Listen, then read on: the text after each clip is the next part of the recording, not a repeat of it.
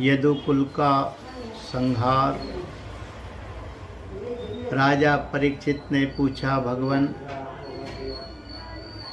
जब महाभागवत उद्धव जी बद्री वन को चले गए तब भूत भावन भगवान श्री कृष्ण ने द्वारका में क्या लीला रची? प्रभु, यदुवंश शिरोमणि भगवान श्री कृष्ण ने अपने कुल के ब्रह्म शाप ग्रस्त होने पर सबके नेत्रादि इंद्रियों के परम प्रिय अपने दिव्य श्री विग्रह की लीला का स्मरण कैसे किया? भगवान, जब स्त्रियों के नेत्र उनके श्री विग्रह में लग जाते थे तब वे उन्हें वहां से हटाने में असमर्थ हो जाती थी। जब संत पुरुष उनकी रूप माधुरी का वर्णन सुनते हैं तब वह श्री विग्रह कानों के रास्ते प्रवेश करके उनके चित्त में गड़ सा जाता है, वहां से हटना नहीं जानता।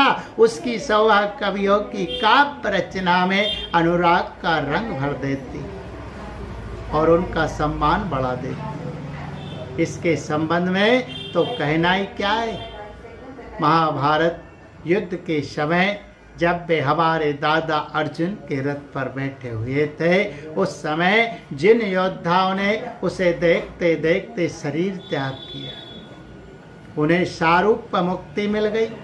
उन्होंने अपना ऐसा अद्भुत श्री विग्रह किस प्रकार अंतर्धान किया?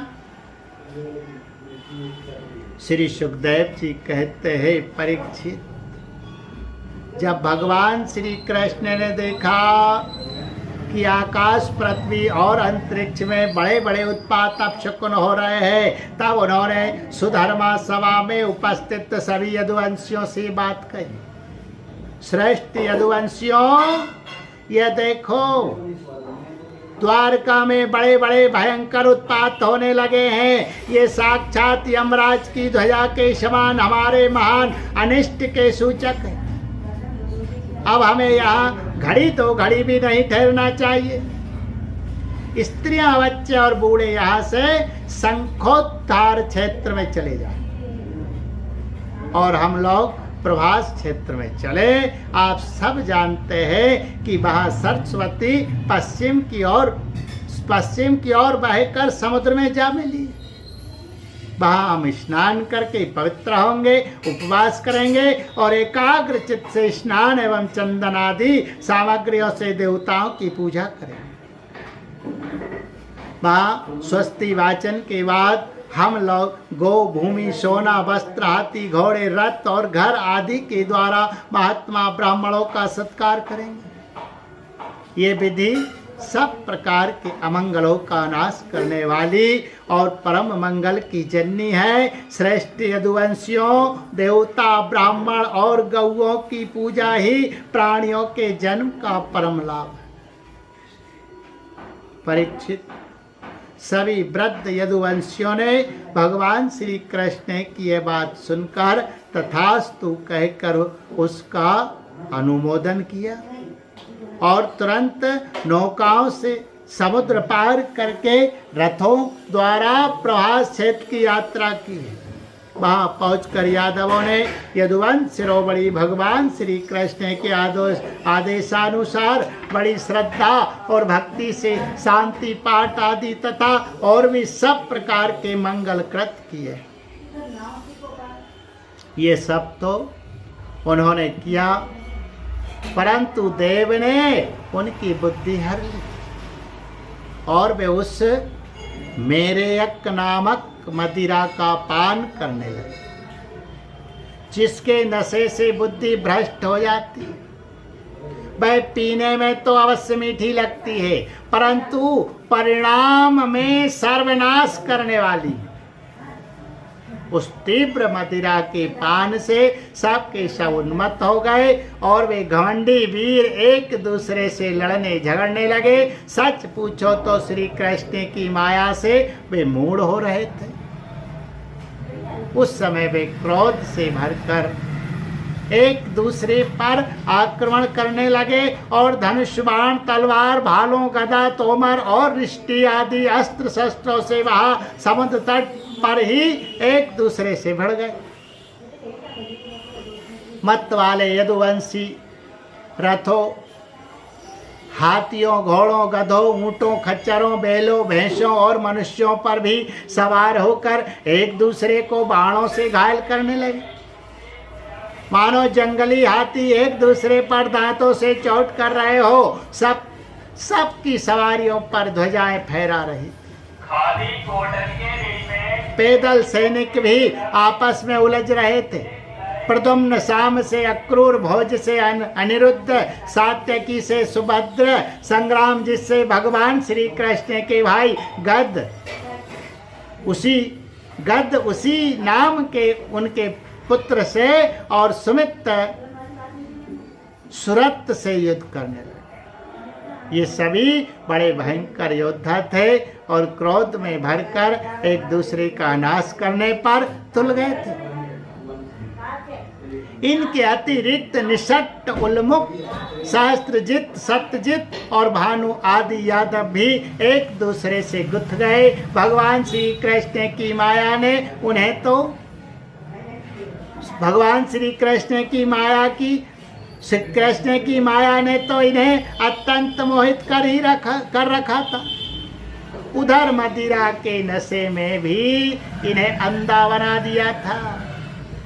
दासाहार, वृष्णि, अंधक, भोज, सत्वत्त, मधु, अर्बुद्ध, माथुर, सूरसेन, विसर्जन, कुकुर और कुंती आदि वंशों के लोग सौहार्द और प्रेम को भुलाकर आपस में मार काट करते। मूर्तावश पुत्र पिता का, भाई भाई का, भांजा मामा का, नाती नाना का, मित्र मित्र का, सुहृदय सुहृदय का, चाचा भतीजे का तथा एक गोत्र वाले आपस में एक दूसरे का खून करने लगे।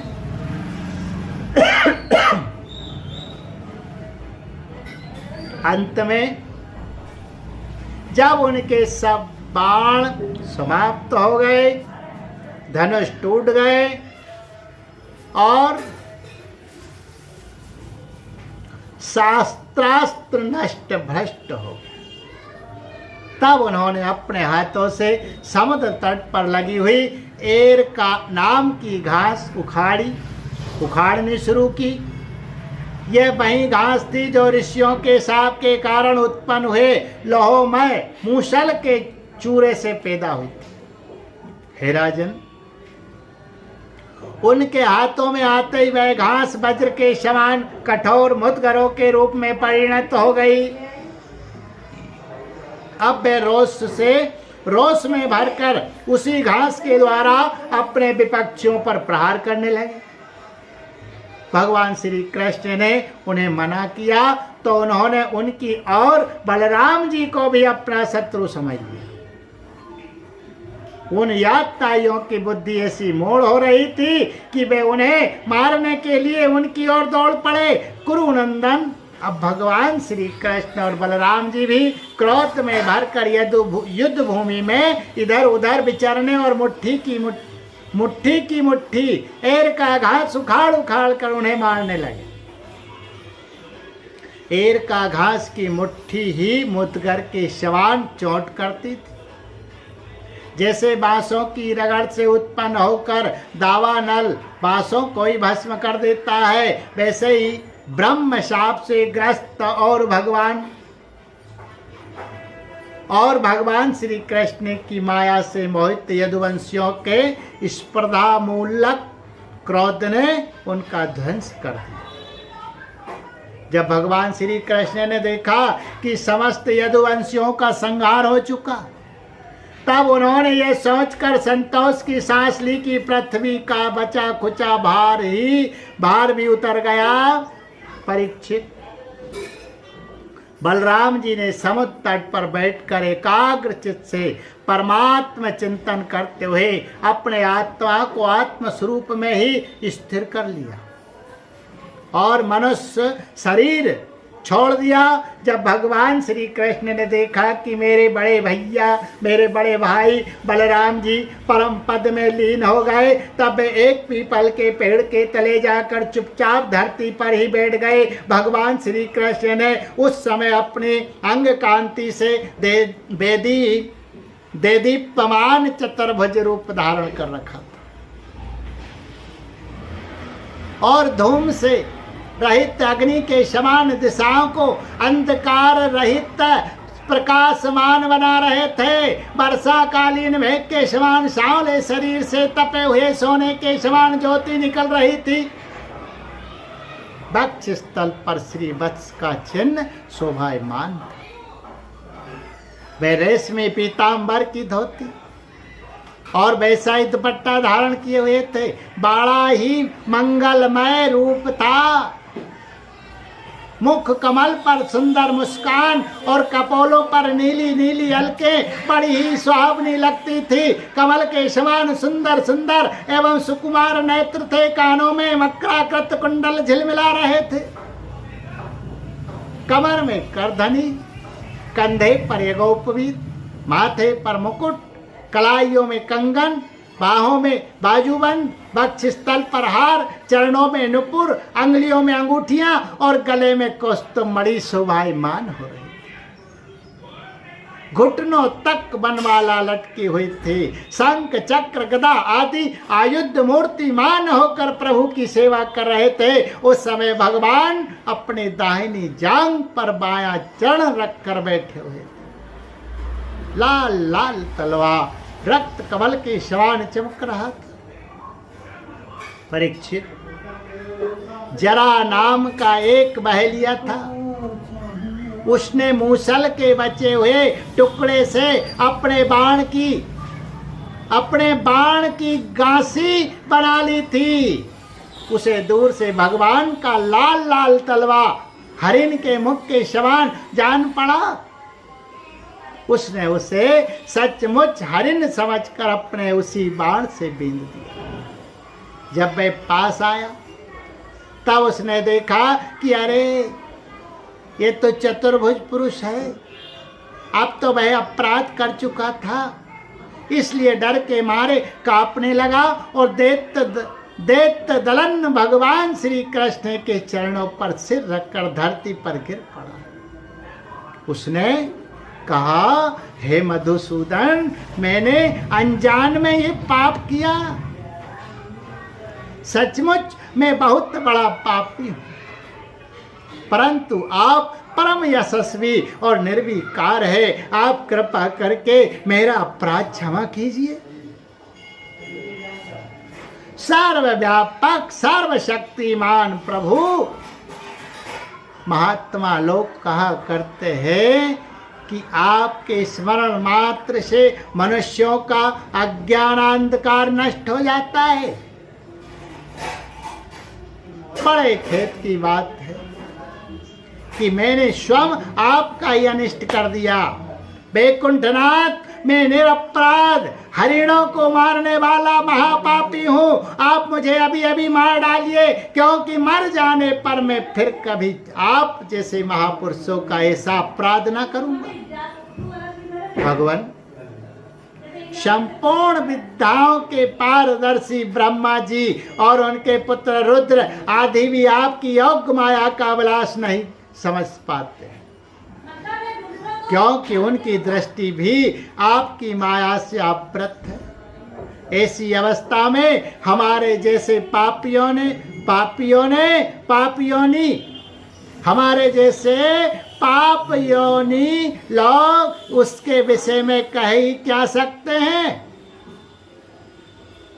भगवान श्री कृष्ण ने कहा, हे जरे, तू डर मत, उठ उठ, ये तो तूने मेरे मन का काम किया है। जा, मेरी आज्ञा से तू उस स्वर्ग में निवास कर जिसकी प्राप्ति बड़े बड़े पुण्यवानों को होती है। श्री सुखदेव जी कहते हैं, परीक्षित, भगवान श्री कृष्ण ने तो अपनी इच्छा से शरीर धारण करते हैं, जब उन्होंने जरा व्याध को ये आदेश दिया तब उसने उनकी 3 बार परिक्रमा की, नमस्कार किया और विमान पर सवार होकर स्वर्ग को चला गया है।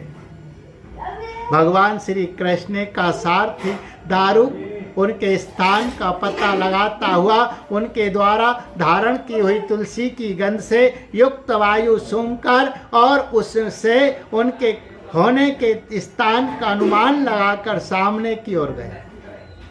दारुक ने वहां जाकर देखा कि भगवान श्री कृष्ण पीपल के वृक्ष के नीचे आसन लगाए बैठे हैं। असहा तेज वाले आयुध मूर्तिमान होकर उनकी सेवा में संलग्न है। उन्हें देखकर दारुक के हृदय में प्रेम की बाढ़ आ गई, नेत्रों से आंसुओं की धारा बहने लगी। वह रथ से कूदकर भगवान के चरणों पर गिर पड़ा। उसने भगवान से प्रार्थना की, प्रभु रात्रि के समय चंद्रमा के अस्त हो जाने पर राह चलने वाले की जैसी दशा हो जाती है, आपके चरण कमलों का दर्शन ना पाकर मेरी भी वैसी दशा हो गई है। मेरी दृष्टि नष्ट हो गई है, चारों ओर अंधेरा छा गया है। अब ना तो मुझे 10 दिशाओं का ज्ञान है और ना मेरे हृदय में शांति ही है। परीक्षित, अभी दारुक इस प्रकार कह ही रहा था कि उसके सामने ही भगवान का गरुड़ ध्वज रथ पताका और घोड़ों के साथ आकाश में उड़ गया। उसके पीछे पीछे भगवान के दिव्य आयुध भी चले गए। ये सब देखकर दारुक के आश्चर्य की सीमा न रही। तब भगवान ने उससे कहा, दारुक अब तुम द्वारका चले जाओ और वहां यदुवंशियों के पारस्परिक संहार भैया बलराम जी की परम गति और मेरे स्वधागमन की बात कहो। उनसे कहना कि अब तुम लोगों को अपने परिवार वालों के साथ द्वारका में नहीं रहना चाहिए। मेरे ना रहने पर समुद्र उस नगरी को डुबा देगा। सब लोग अपने अपने धन संपत्ति कुटुंब और मेरे माता पिता को लेकर अर्जुन के संरक्षण में इंद्रप्रस्थ चले जाए। दारुक, तुम मेरे द्वारा उपदिष्ट भागवत धर्म का आश्रय लो और ज्ञान निष्ठ होकर सबकी अपेक्षा कर दो तथा इस दृश्य को मेरी माया की रचना समझकर शांत हो जाओ। भगवान का यह आदेश पाकर दारुक ने उनकी परिक्रमा की और उनके चरण कमल अपने सिर पर रखकर बारंबार प्रणाम किया। तदंतर वह उदास मन से दारुक द्वारका के लिए चल पड़ा। बोले गोविंद गोपाल कृष्ण भगवान की जय।